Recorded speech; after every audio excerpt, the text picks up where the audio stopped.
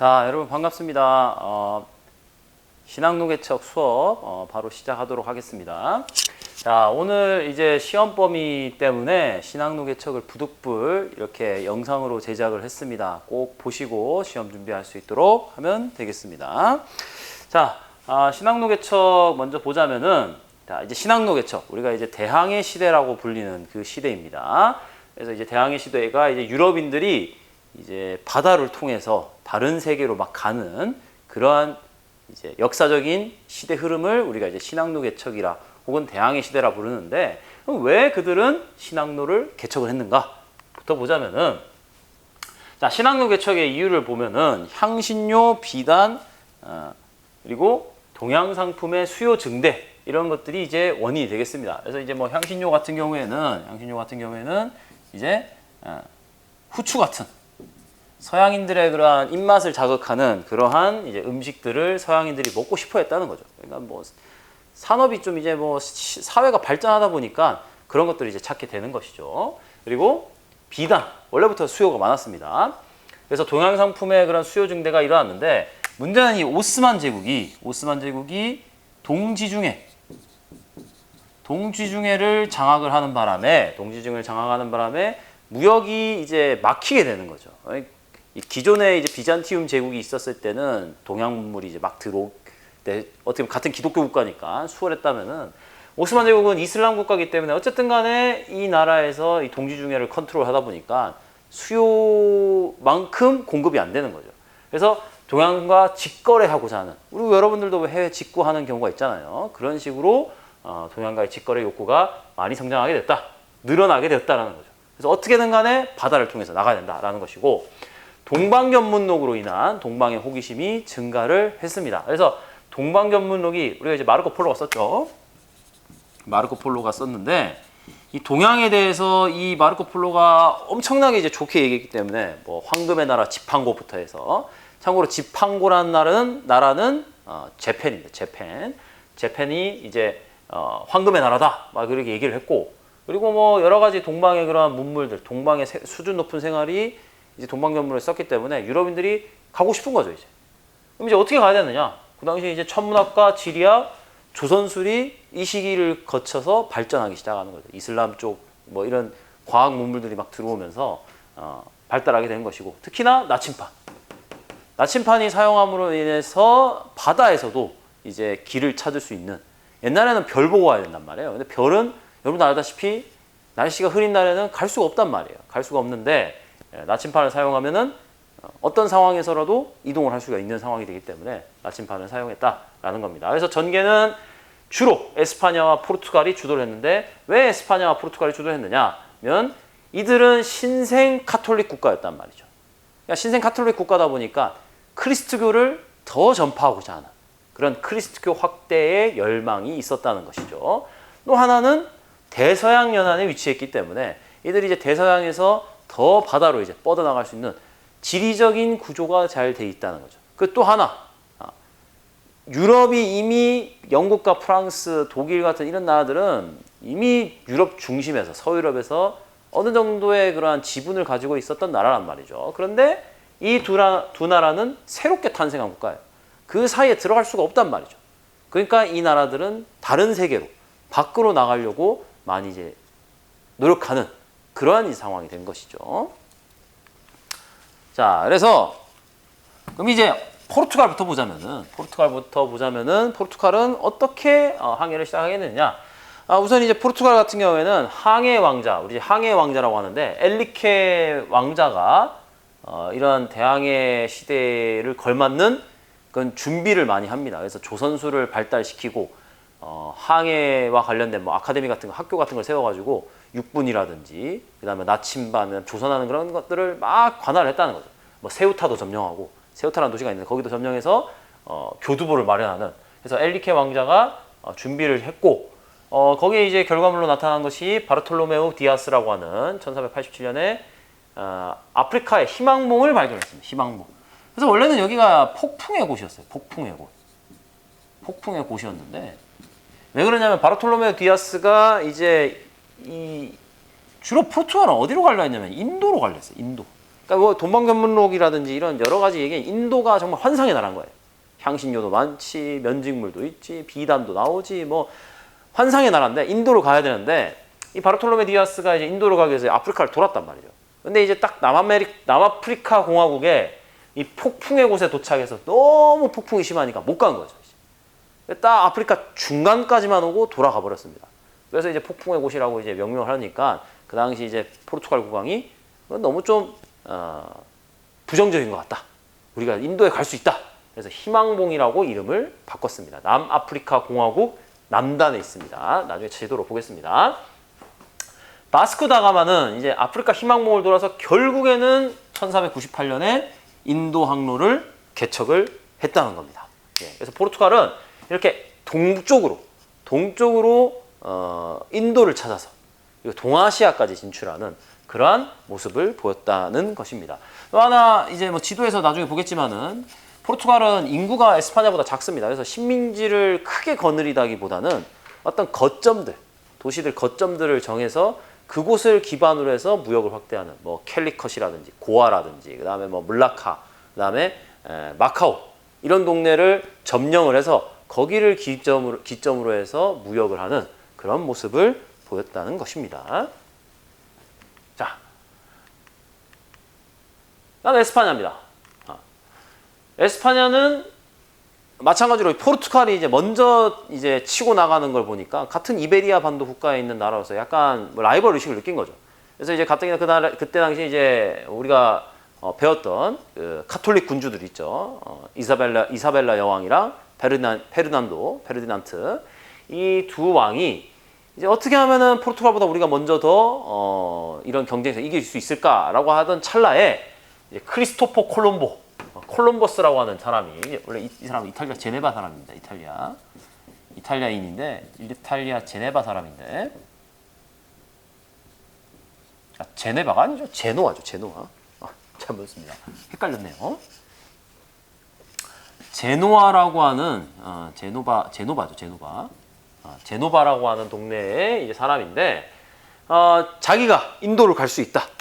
포르투갈은 동쪽에 가서 실패했단 말이에요. 그러니까 그 얘기를 듣고 동쪽으로 가면 안 된다. 서쪽으로 가야 된다. 서쪽으로 돌면은 지구 반대편에 인도가 있다라고 이제 이사벨라 여왕을 이제 그 설득을 하죠.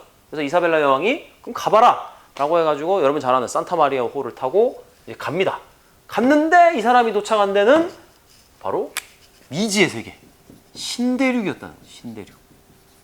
그래서 신대륙에 도착해서는 거기에 가서 이제 이 사람들이 바로 인디아 사람이다, 인도 사람들이다 해가지고 거기에 사는 사람들을 인디언, 우리가 그래서 이제 아메리카 원주민들 인디언이라잖아요. 그 이유가 이제 여기서 비롯된 거죠. 그래서 인디언이라 명명하고 거기를 서인도 제도라 붙였습니다. 서인도제.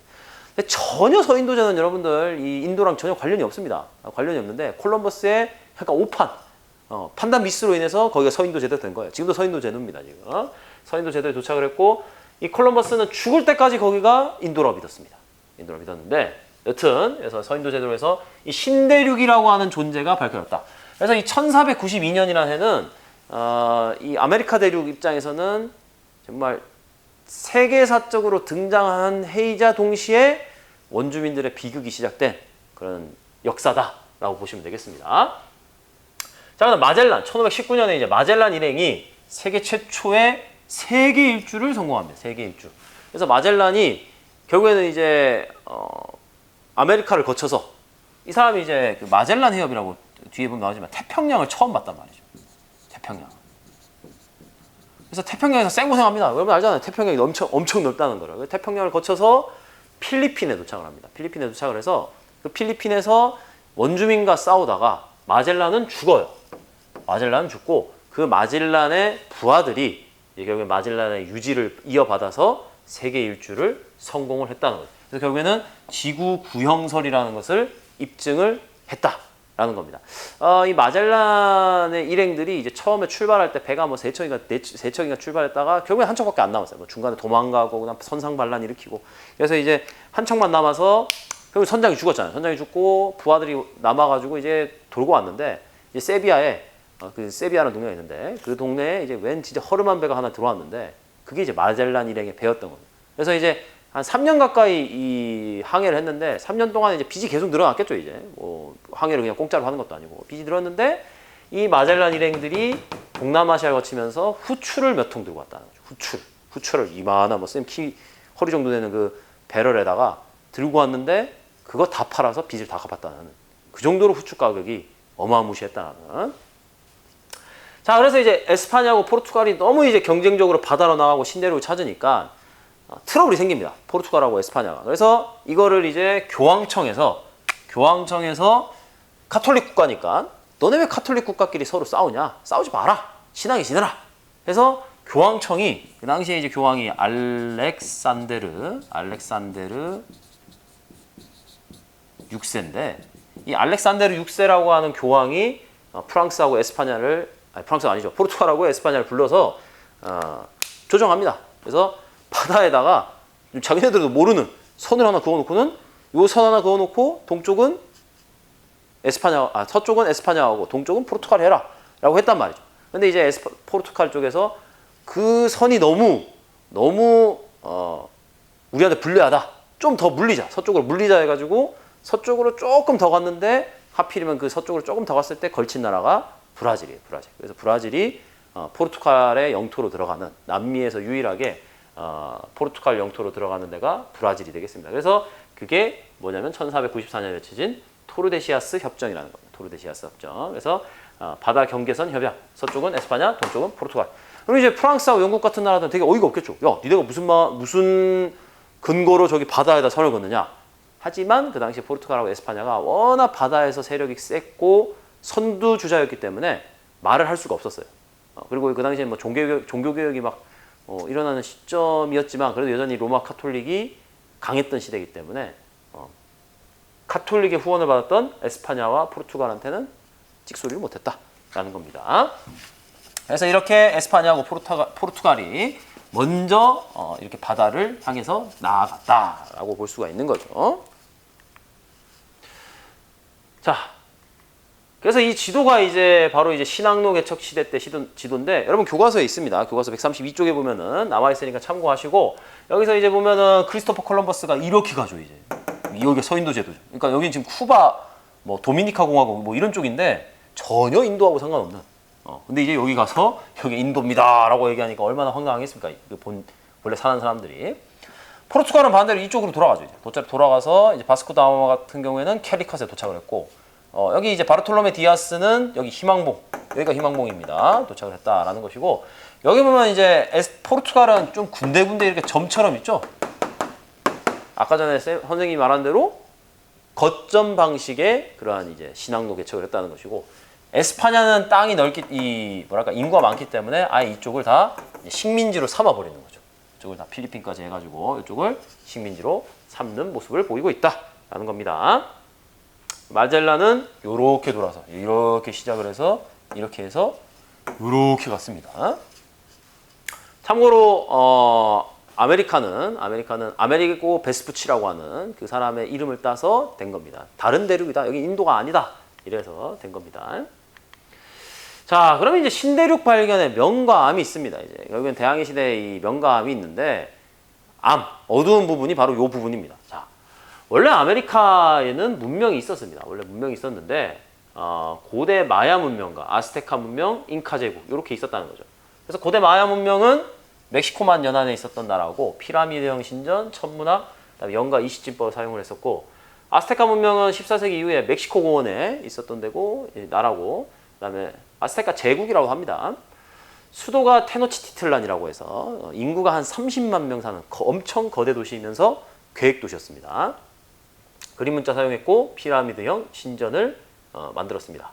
잉카는 15세기 중엽에 안데스 고원 일대에서 있었던 나라고 수도가 쿠스코, 배꼽이란 뜻이에요. 그래서 쿠스코가 있었고 뭐 여러분 아는 뭐 마추픽추 이런 데가 다 이 잉카 거죠. 태양신전, 역법, 직무업, 건축술들이 발달했다. 그리고 새끼줄 매듭이라 해서 키푸라고 하는 이게 이제 문자예요, 문자. 그래서 문자 키푸가 이제 만들어졌고 그 다음에 계단식 받친 옥수수 감자가 재배가 됐습니다. 옥수수 감자가 재배가 됐다는 것이고 요거는 아직도 저쪽 페루 쪽이라든지 그 칠레 가면은 있습니다. 좀 되게 유명한 겁니다. 이게 계단식 밭은. 이제 에스파냐의 식민 지배와 이제 문명 여기에 이제 아스테카 제국이랑 그다음에 잉카 제국입니다. 근데 여기 보시면 알겠지만 이제 코르테스가 이제 이렇게 들어왔고 피사로가 이렇게 갔습니다. 자, 에스파냐 식민 지배와 문명 파괴 보자면 이제 아까 얘기했지만 브라질은 포르투갈의 지배를 하게 됐고 나머지 남아메리카 지역은 토르데시아스 협정에 의해서 에스파냐가 이제 점령을 하기 시작하는 거죠. 그래서 코르테스랑 피사로라고 하는 그 당시 에스파냐의 되게 하급 귀족들, 하급 귀족이에요, 이 사람. 그러니까 이 두 사람은 에스파냐에 있어봐야 어쨌든 자기한테 뭐 돌아오는 게 없는 거예요. 상위 귀족도 될 수가 없고. 그러니까 이 사람들이 정복자라고 해가지고 신대륙에 가서 그냥 일확천금을 생각하고 가는 거죠, 이제. 그래서 이제 코르테스 같은 경우에는 아스테카 가서 아스테카를 정복해버리는 거고, 피사로도 잉카를 정복하는데 인원이 그렇게 많지 않았어요. 한 300명, 100명 데리고 가서 그 당시 잉카 제국이 뭐 병력이 뭐 10만 명, 20만 명 넘는데 그런 나라를 무너뜨렸다는 거죠. 그럼 왜 이렇게 잉카라든지 아스테카가 쉽게 정복당했느냐? 일단 잉카와 아스테카에는 말이 없었습니다. 말이라고 하는 동물을 처음 본 거예요, 이 사람. 4발 달렸는데 되게 빠르게 다니는. 그리고 이제 서양인들이 총을 들고 오잖아요. 총이 막 소리가 막 팡팡 소리 나면서 막 소리가 들리면 천둥 같은 소리가 들리잖아요. 그러니까 얼굴도 하얗고. 그러니까 이 아스테카라든지 잉카 사람들이 백인들을 이제 서양 사람들을 어떻게 생각했냐면 자기네들 신이 보낸 뭔가 천사와 같은 약간 그 뭐랄까 전사와 같은 존재. 전설 속에 나오는 전사와 같은 생각을 하고 환대를 했어요. 되게 친절하게. 근데 이제 이 사람들이 그걸 알고는 이용을 해서 황제를 잡아 죽인 거죠. 먼저. 머리만 없애면 된다. 그리고 이 당시에 아스테카라든지 잉카가 조금 과격한 정치를 했습니다. 그 주변국 상대로 해서. 그 주변국들이 불만이 되게 많아서 내부 분열을 일으켜서 멸망시킨 거죠. 그래서 어처구니없게 이 두 나라가 이제 멸망을 했고, 참고로 이 코르테스 같은 경우에는 선생님이 잠깐 질문하겠는데 다음 시간에 한번 맞춰보세요. 이 코르테스와 관련된 유명한 하나 제품이 하나 있습니다. 제품이 실제로 그 제품의 사장이 요 생각하고 부셨다고 그래요. 멕시코에 이제 뭐 공장을 세워가지고 거기서 이제 제품 만드는데 이름이 뭐 할 거예요? 그러니까 멕시코 정복한 사람이 누구였지? 약간 이렇게 해갖고 만들었다 합니다. 자, 그래서 이제 퀴즈예요. 어떤 브랜드인지, 어떤 브랜드, 어떤 제품인지 다음 시간 아는 사람은 쌤이 선물을 주겠습니다. 결국엔 이제 이 둘이가 정복을 한 다음에 원주민들을 강제 노동을 합니다. 왜냐? 그 사람들이 금과 은을 되게 많이 가지고 있어서 원주민들을 엄청나게 금강하고 은강에다가 미친 듯이 보내서 일을 시키는 거예요. 잠도 안 재우고. 그리고 이제 플랜테이션 농장이라 해서 이제 사탕수수 담배를 재배하게 되는데, 플랜테이션이라는 거는 단일 작물을 재배하는 데입니다. 단일 작물. 그래서 단일 작물을 재배하는 플랜테이션 농장을 만드는데 대표적인 게 사탕수수, 담배, 뭐 목화 이런 것들을 재배를 한다 이거죠. 그러면 이 플랜테이션은 철저하게 이거를 들고 팔려고 만든 농장이란 말이에요. 그러니까 그 나라의 이익은 하나도 안 남아요. 오로지 플랜테이션 농장주한테만 이익이 돌아가는 구조인 거예요. 강제로 이제 거의 뭐 대다수 사람들 때려넣고 노동력으로 가져가니까. 이게 현재 남미 지역의 아직까지도 산업 구조에 문제점을 작용하고 있는 게 바로 플랜테이션입니다. 그리고 이제 유럽인들이 갑자기 새로 들어왔잖아요. 그러니까 그 사람들이 뭘 들고 왔느냐? 천연두, 홍역 등의 전염병을 들고 왔단 말이에요. 그러다 보니까 이 신대륙에 원래 살던 사람들은 이런 병을 한 번도 경험을 못했던 애들이란 말이에요. 자기네들끼리 살았으니까. 물론 자기네끼리 병이 있었겠죠.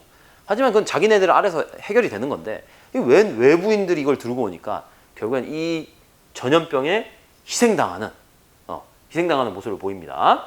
그래서 이제 인구가 없으니까, 사람이 줄어드니까 부랴부랴 유럽이 이 플랜테이션을 돌려낸단 말이에요. 그래서 흑인들을 노예 농장에 투입을 하게 되는 겁니다. 또 하나, 인구가 급감을 하잖아요. 이 메스티소라고 하는 독특한 혼혈이 나오는 거죠. 혼혈. 그래서 이제 메스티소는 백인들에다가 백인 플러스 원주민. 그래서 현재 아메리카, 남미 쪽에 대다수가 이 바로 메스티소입니다. 뭐 여러분들 사회 시간 때 배웠죠. 메스티소, 뭐 물라토, 삼보인가요? 삼보? 뭐 이런 식으로 혼혈 사람들이 대다수 아메리카 인구를 차지하고 있다. 자, 그리고 이제 북아메리카 지역은 영국, 프랑스가 이제 식민지를 건설합니다. 그래서 영국 같은 경우에는 네덜란드로부터 뉴 암스테르담이라는 데를 뺏어요. 뺏고는 거기를 이제 그 당시에 왕의 동생이 요크공이라는 공이 있었는데 그 요크공의 이름을 따서 뉴요크라고 하는 거예요. 뉴욕. 뉴욕이 이제 그때 여기서 시작된 거예요. 프랑스의 경우에는 이제 뉴올리언스라는 지역을 점령합니다. 그래서 뉴올리언스라는 지역을 점령해서 그걸 쭉쭉쭉 세력을 확대했다. 참고로 뉴올리언스는 재즈의 고향입니다. 재즈. 네. 그래서 약간 미국에서도 좀 독특한 동네가 뉴올리언스다. 자, 이게 이제 여러분들 교과서에 나와 있는 자료인데 참 어마어마한 그 유럽인들의 그런 죄인 거죠, 죄. 2,500만 명 살았는데 107만 명은 살아남았어. 왜냐? 역병, 그 다음에 노동 약탈, 이런 것들. 그러니까 원주민들이 결국에는 그걸 못 이기고 다 죽은 거죠. 안데스권도 마찬가지입니다. 그러니까 이 두 지금 잉카와 아스테카의 원주민들의 90% 가까이가 전염병과 노동, 강제 노동으로 인해서 사망을 했으니 얼마나 유럽인들이 이 남미 사람들한테 참 미안해야 되는데 그런 게 없어요. 남미가 아직까지도 좀 경제적으로 좀 정치적으로 혼란한 이유가 이런 식민지의 잔재가 남아있기 때문에 그렇게 되는 겁니다. 자, 그러면 이제 신양로 개척의 명이라기보다는 뭐 의라고 합시다. 의는 무엇이냐 하면 바로 세계 교역망의 형성이다라고 볼 수가 있는 거죠. 그래서 신항로 개척의 결과를 좀 보자면은 무역의 중심지가 지중해에서 대서양으로 옮기게 됩니다. 그래서 이 지중해 국가 대표적인 게 이탈리아죠. 이탈리아가 이제 더 이상 역사적으로 이제 중앙에 나설 수 없는 거예요. 르네상스를 기점으로 해서 신항로 개척되면서 앞으로 이제 이 대서양 국가들, 영국, 프랑스, 당연히 이제 에스파냐겠죠. 에스파냐. 이런 나라들이 이제 유럽의 강대국으로서 이제 역사의 전면부에 나타나는 거다. 그래서 이제 뭐 16세기, 17세기, 18세기 내내 보면은 에스파냐, 영국, 프랑스 간의 대결이 되는 거죠. 그래서 그리고 이제 가격혁명이라는 게 나옵니다. 가격혁명. 이 체크하시고 가격혁명이 무엇이냐? 아메리카에서 유럽으로 막대한 금과 은이 유입을 한다는 거죠. 그러니까 유럽인들은 이때까지 은이 그렇게 많지는 않았어요. 근데 독일 쪽에서 은이 나오긴 했지만 신대륙에서 워낙 금과 은이 많이 들어오니까 귀금속들이 막 들어온단 말이에요. 막 들어와서 풀린단 말이에요. 시장에. 풀리니까 기존에 가지고 있던 화폐들의 가치가 훅훅훅 떨어지는 거죠. 왜냐? 금과 은이 막 들어오니까. 금화와 은화를 막 찍어내니까. 그럼 화폐 가치가 하락하게 되면은 여러분도 잘 알다시피 물가가 오르게 되잖아요. 인플레이션이라고 하죠. 인플레이션이 하니까 가격이 이제 말 그대로 가격 혁명인 거죠. 갑자기 가격이 이제 바뀌게 되니까. 그러면서 결론은 이제 어떻게 되느냐. 봉건지주가 타격하는데 봉건지주의 경우에는 주로 토지지대에서 걷는 세금으로 이 사람들이 어떻게 보면 생활을 영위를 했다는 거죠.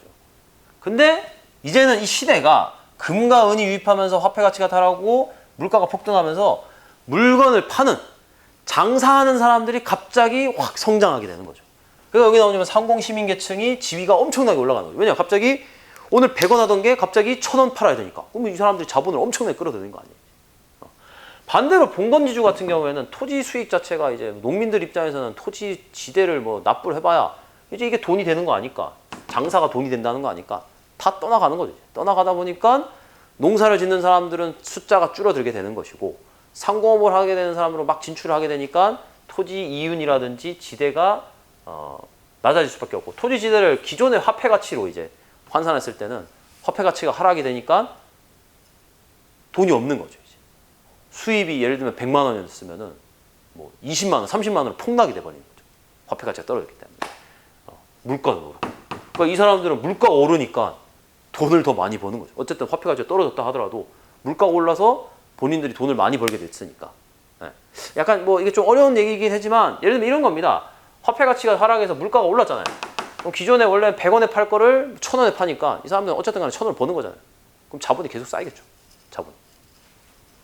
그래서 이 사람들은 나중에 이제 뭐로 성장하느냐? 부르주아로 성장하는 거죠. 부르주아. 이들이 이제 나중에 17세기부터 유럽의 역사를 바꾸게 되는 부르주아로서 성장을 한다는 거죠. 그러니까 한마디로 트렌드가 바뀐 거예요. 농사보다는 이제 더 장사로 가야 된다. 상업으로 가야 된다라는 게 이제 되는 거죠. 그리고 이제 아메리카의 새로운 작물이 이제 유럽으로 전파가 됩니다. 그래서 옥수수, 감자, 고구마, 토마토, 담배, 카카오가 있는데 옥수수, 감자, 고구마 같은 경우 이거를 이제 우리가 구황작물이랍니다. 구황작물. 구황작물이라고 하고 그 다음에 토마토, 담배, 카카오. 토마토는 뭐 우리가 야채지만 이제 음식을 되게 풍요롭게 만드는 식재료죠. 담배랑 카카오는 기호품이죠. 그러니까 없어도 되고 있어도 되는 건데 있으면 좋은 거죠. 담배 뭐 피는 분들한테 여쭤보면 그렇잖아요.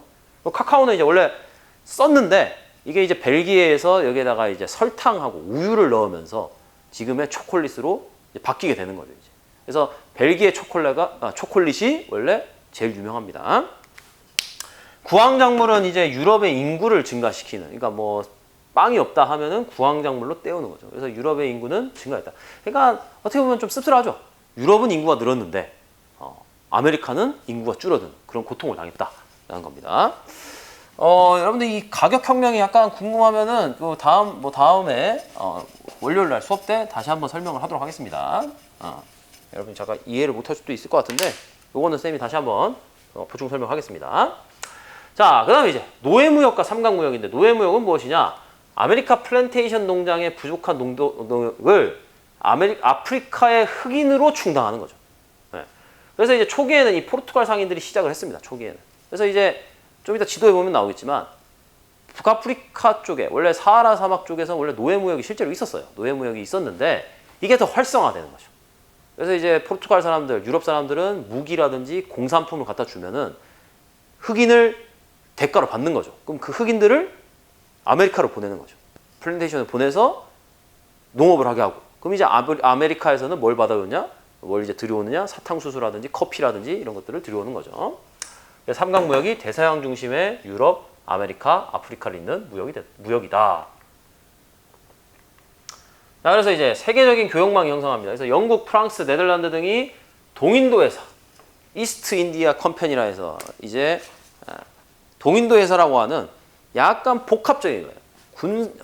무역도 하면서 동시에 배도 거느리고 있고, 그러면 또 이제 무역의 거점을 마련하면 그 동네가 타지잖아요. 타지니까 자국민을 지키기 위한 군대도 보유하는 그런 약간 종합 상사와 같은 이 동인도 회사를 건설하게 되고, 영국은 나중에 여러분들 뭐 동인도 회사 지키는 그 용병으로 세포이라는 애들을 고용합니다. 세포이. 네덜란드 같은 경우는 이제 네덜란드 동인도 회사는 최초의 주식회사이자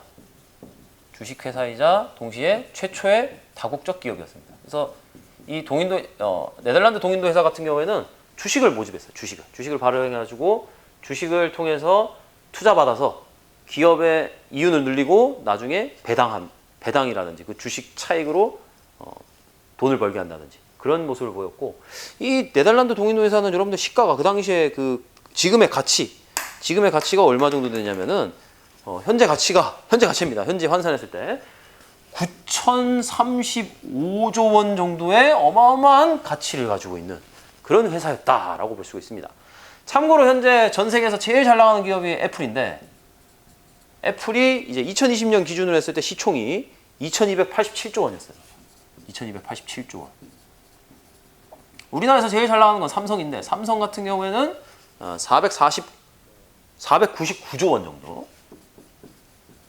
정도 된다고 하니까 이 동인도 회사라는 회사가 어마어마하게 회사 가치가 컸다라는 것이죠. 그래서 이런 동인도 회사들이 이제 아시아에 진출해서 되는 것이고, 유럽인들은 그럼 아시아에 가서 뭐 하느냐? 향신료, 차, 비단, 도자기, 자기네들이 사고 싶어하는 이런 것들을 삽니다. 그리고 뭘 지불하느냐? 은을 줍니다. 은이 대금이었어요. 그래서 은을 왜 주느냐? 환차익을 얻을 수 있기 때문에. 그래서 이게 은이라는 게 유럽하고 동아시아에서의 그 환차익이 어떻게 되냐면은, 금과 은의 비율이, 유럽에서는 금 하나 바꾸려면 은을 12.5 혹은 13개 들고 가야지 금 하나 주는데, 동아시아에서는 금 하나에 은이 6개였어요. 그러니까 유럽과 같은 12개를 들고 가면 동아시아에서는 금을 2개를 받는단 말이에요. 나중에 교환할 때. 교환비에서 동아시아가 유리하기 때문에 동아시아에다가 은을 들고 가서 은으로 거래를 하는 거죠. 그리고 이제 때마침 이제 나중에 좀 아메리카에서 은이 엄청나게 개발됩니다. 은광산이. 그래서 이렇게 은으로 무역을 했다. 인도와 중국과 주로 교역했고, 그다음에 이제 결국엔 식민지를 세웁니다. 워낙 이윤이 많이 났기 때문에 식민지를 바탕으로 한 원거리 교육이 일어나기 때문에 당연히 상업은 발전. 아까 전에 가격혁명의 얘기했잖아요. 흐름이 농업에서 상업으로 가는 거예요. 금융업.